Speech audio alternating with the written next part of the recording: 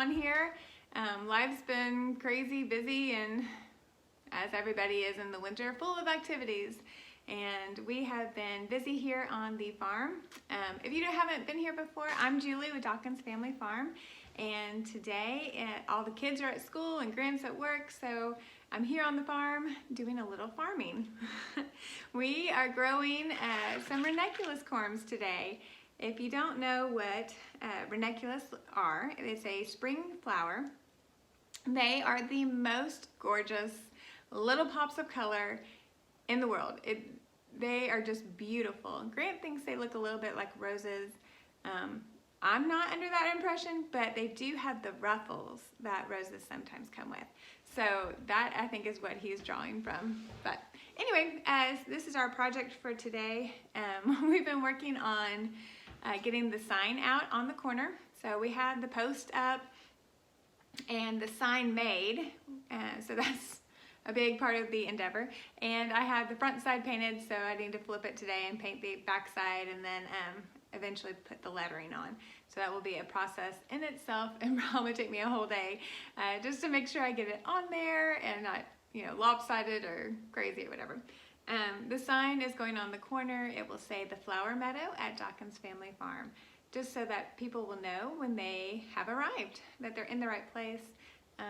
Hopefully it will also start some conversations. The corner where we live is extremely busy, especially going to work and coming home from work times, so 9 and 5 o'clock or so. We get a lot of traffic through here. It's also a shortcut from one highway to another to get up to a turnpike, so sometimes we get some big traffic coming from that as well. So hopefully when they see the sign, they're like, what is that? What is a flower meadow? And they will figure it out. So, and maybe start some conversations around town as we are getting all these seeds started and the meadows ready to have the flower farm. So, okay, so today I am working on ranunculus corms. If you don't know what a corm is, they look like this, which literally is, to me, if I saw this in the yard, I would think that someone pulled up a plant. This is the root system that dried and got tossed over to the side. So that is what it looks like. They're just shriveled up roots, and they are fancy. Do not throw these away. They are stored dry, so we need to rehydrate them. So today's assignment is to put them in a bowl and put running water over them for about 4 to 6 hours. The goal is to rehydrate them, but not soak them so long that they turn to mush. So there's kind of a delicate timing there, that I'll probably will come back every hour and just kind of swish the bowl around, the water in the bowl around, put some oxygen in there. Some people use like fish bubblers and those kind of things. We actually have one, but I don't think I'm gonna mess with Luke's fish tank. We're gonna just swish the water around and maybe leave it running, just like a little trickle going on. So that is the plan.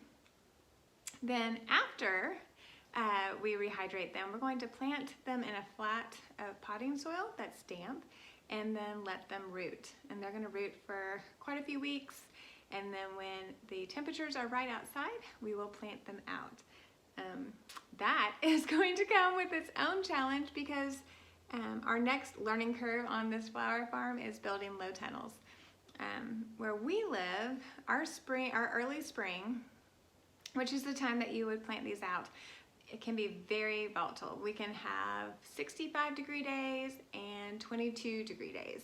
We never know which is gonna happen, and so they need some protection. I've heard that if they get below 28 degrees, that they turn to mush, they're done, no flowers. So that would be thumbs down. We have it reminds me, we had a foster kiddo with us who came with some language and that we don't use in our household, and so he was 4, and so quickly we told him that's okay to express yourself, but in our house we use the sign thumbs down, because he had an action that came with his word that meant, bummer. So we would say thumbs down. So after he was with us for about 6 months, he would tell everybody, no, thumbs down, which was way better than the words and motion that he came with. So every time that comes up, it's a fond memory for Grant and I as we think back about that time that we had those kiddos in our life, and we wish them well. Part of fostering is you have no idea sometimes their story and where they're at and what they're doing, but we really do wish them well. Their parents were doing the best they could and followed all the steps, and they went home. So hopefully they are all doing well, and we pray for them nightly, and we hope God is still affecting their lives somehow, because they were when they were here. So anyway, a little walk down memory lane. I can now sing. I sang Amazing Grace to them every night when they went to bed, and the other day at church we were singing it, and I realized it was the first time I've sang it without crying, because you get attached to kids and little things can trigger memories and those kind of things. So I think I'm healing out of the process of losing my littles. It's hard to be a mother to kids for about 8 months and then all of a sudden you're not. So that's another whole story. Okay, back to flower farming. All right, so we're going to open all these packages. We only got 100 of them. Basically, the idea is to trial them this year. So hopefully we'll have, 150 blooms or so. They do continue to bloom. So if they all make it, that would be 100 plants, and they can make quite a few stems off those plants. So that would be the goal, and then be able to give those away. So if you are local, you can go to our Instagram page or Facebook and click on the newsletter link. It's Don't Miss the Blooms newsletter, and you can sign up to be notified of when the blooms are ready. And you can maybe have a specialty bouquet of ranunculus in your home, because I know, I can almost guarantee nobody else in Tulsa is going to have ranunculus blooms in their home, because there's just not many of us flower farmers here, and not very many people grow them because of how difficult it is to find them, source them, and then protect them to grow them. So if you are one of the lucky ones who get a bouquet, it will be because you went to the newsletter link and signed up, because that's the only way you're going to probably know about it. All right, so open these up. All of these are the same. We ordered a mixed bag of color, so that it's going to just be bright yellows and pinks and reds and just all the beautiful colors all mixed in together. It is exactly what we are going to want to have come spring, when we are tired of this gloom and doom. You wear better.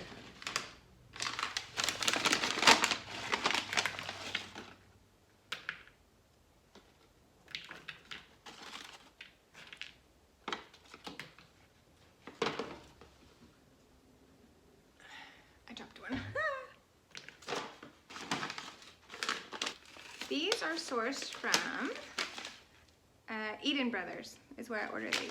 So if you are looking to get yourself some to try in your garden, if you have like a little cold frame or something like that, potentially you could still grow some too. So if you get on the website to order soon, you too can have some. So these are from Eden Brothers. And they came rather quickly. So this is what they look like right now.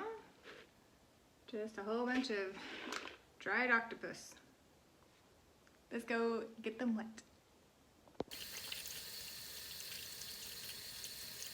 You can see how the water is still murky from the dirt that was on them.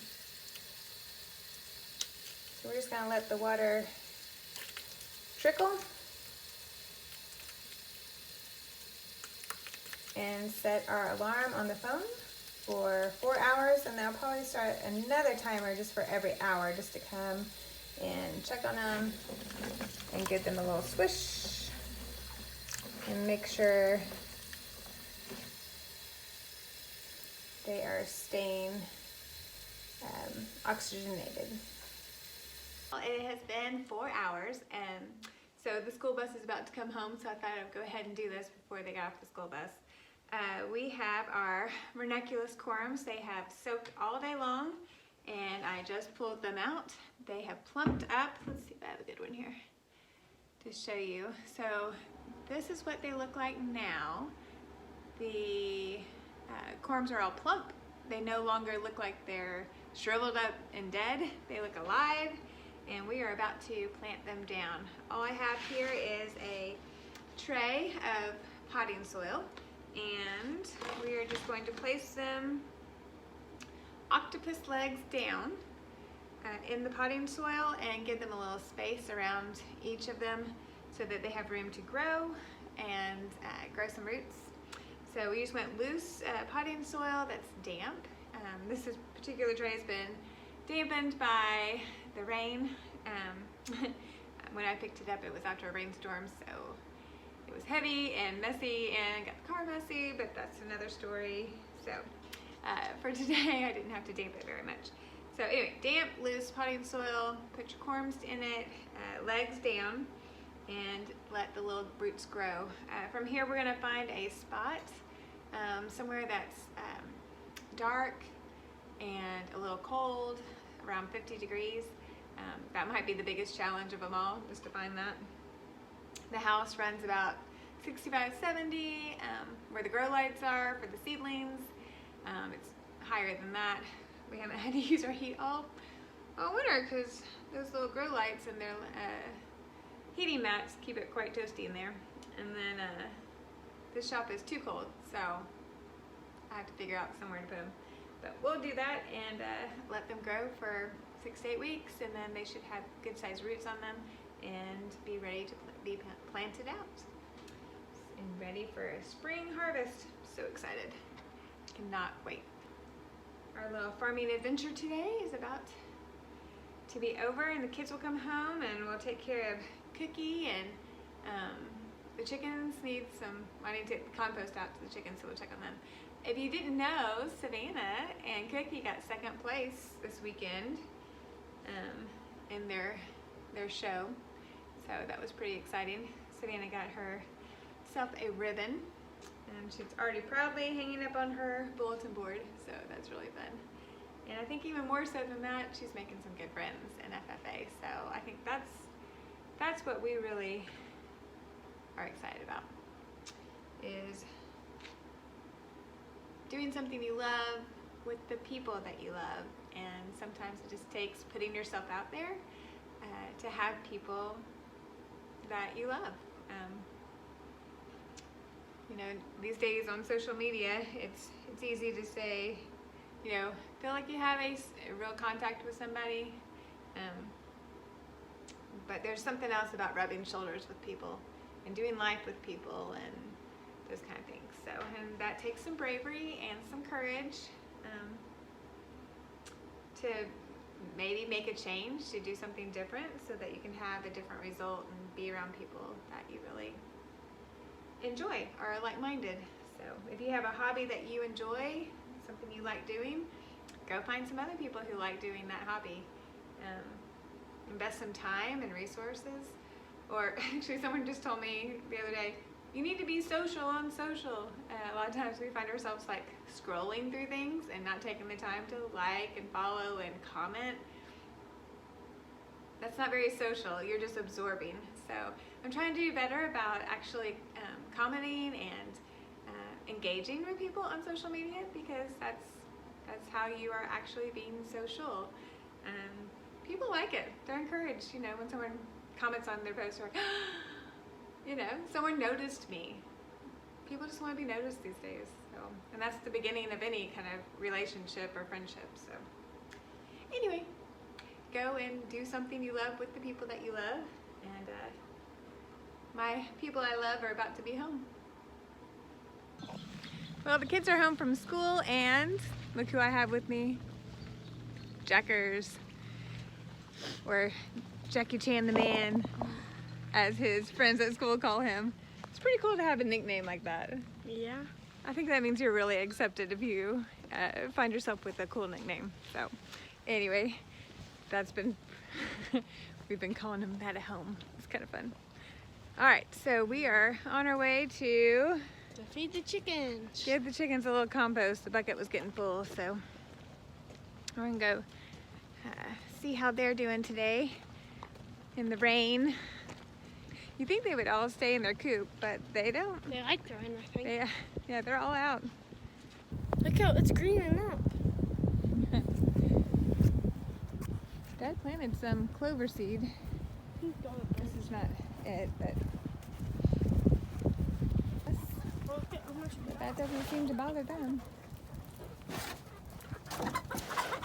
Oh, they're excited. They know you're here, Jack.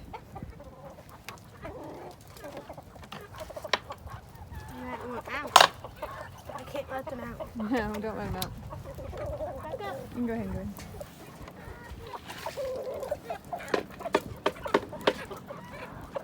Hold it. I still got some in there.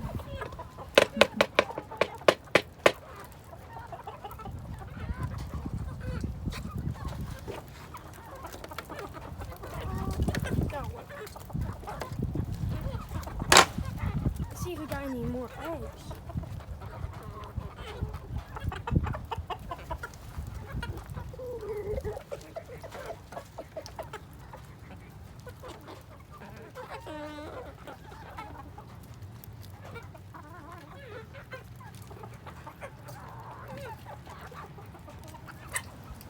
See if we can get an egg or not. All right.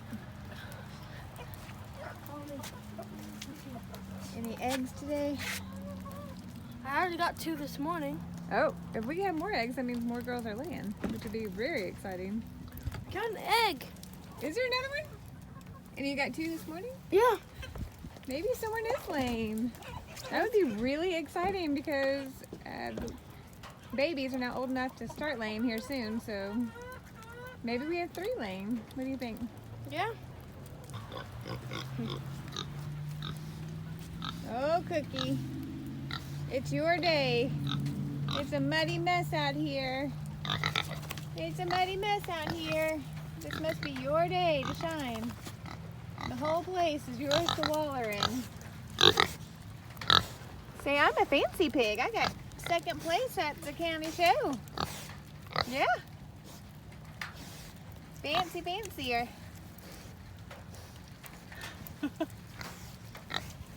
What do you think? I see your feet all over your nose. You've been enjoying your dinner. Yeah. Still a good girl.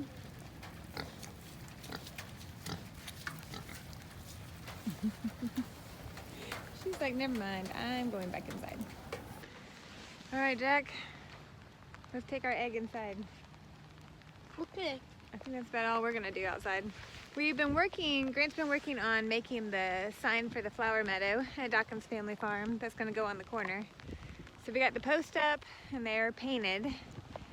And the sign is made and the front of it's painted, so we gotta paint the back side and then stain the trim, and then I'll have to do the lettering and stuff for the sign. So it's getting closer. I'm sure everyone's been wondering, what are they doing? Yesterday I was painting the post and the wind was blowing like 900 miles an hour. And every time I picked up paint on the paintbrush, it would like sling off in the wind. We get totally drenched. We're gonna call it a night. Y'all go do something you love with the people that you love. God bless. Bye. So, Jack had a recipe for you. If you find yourself with farm fresh eggs, what should you make? A sandwich. An egg sandwich? Yeah. And people are not going to think what you do is called an egg sandwich. I think there's another kind of sandwich with an egg. So you describe what you do to make an egg sandwich. So I eat 2 eggs. So I get 2 eggs and then I don't know what it's called. And fry them. But if I fry them with runny in the middle, with the yolk is runny, then I put them on a plate, and then I get 2 pieces of bread. Then I put them on the frying pan, and put some butter on the bread and put them on the frying pan. Get them a little toasty, and some little crunchy on the outside. Then you put some salt and pepper or anything else you want on the eggs, and then you're ready to go. So he makes himself an egg sandwich in the morning. He now does it all by himself. So he gets his little bread and fries his bread and his egg, and he combines it and makes himself a sandwich. He's pretty fancy like that. And, you know, it's a good, healthy breakfast, so it'll last all the way to lunch, huh? Yeah. So if you need some ideas for breakfast, try a fried egg sandwich. Do you put powdered sugar on it? No. Or cheese? Nope. Nope. All right. Y'all enjoy.